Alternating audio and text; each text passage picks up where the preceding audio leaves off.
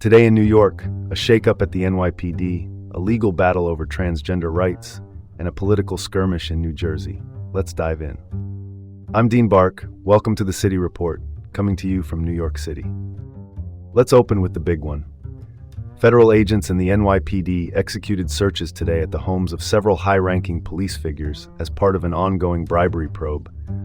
Among those whose residences were searched, Jeffrey Madry, the former NYPD chief of department who resigned in late 2024 amid sexual misconduct allegations, Tarek Shepard, the former deputy commissioner who retired in 2025 after being demoted, and James McCarthy, the current chief of Manhattan South.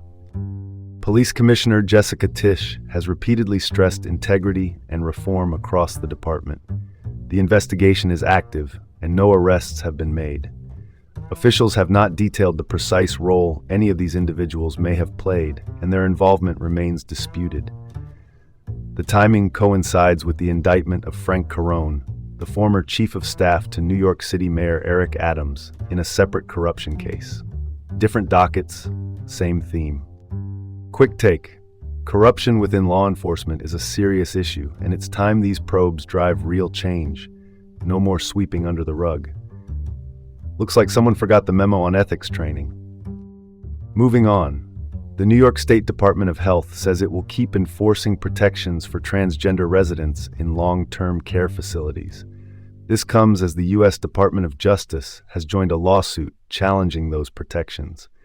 The suit was filed by the Dominican Sisters of Hawthorne, a Catholic religious order that runs Rosary Hill Home, a palliative care facility in Hawthorne, Westchester County. The sisters argue the state's gender identity rules violate their religious freedom, and the DOJ's intervention intensifies the courtroom fight. New York says the rules stand, period. The case sits against a broader legal backdrop in the state, including earlier actions by transgender New Yorkers who sued healthcare institutions over sharing personal information with the Trump administration.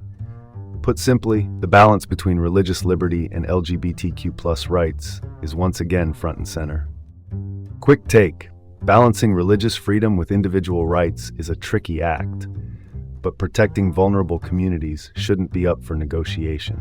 And yes, the courthouse calendar just got busier. Let's pivot to the next story, just across the Hudson.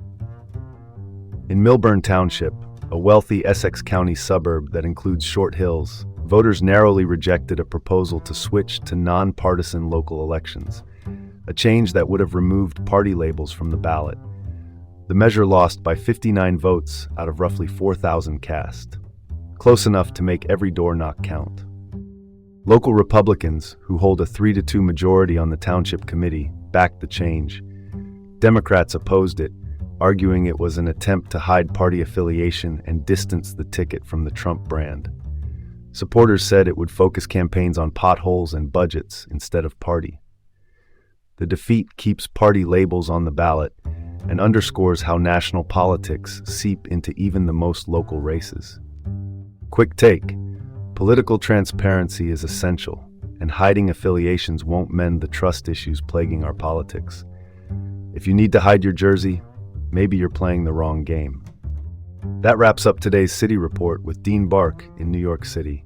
Stay informed, stay safe, and tune in tomorrow for more news that matters.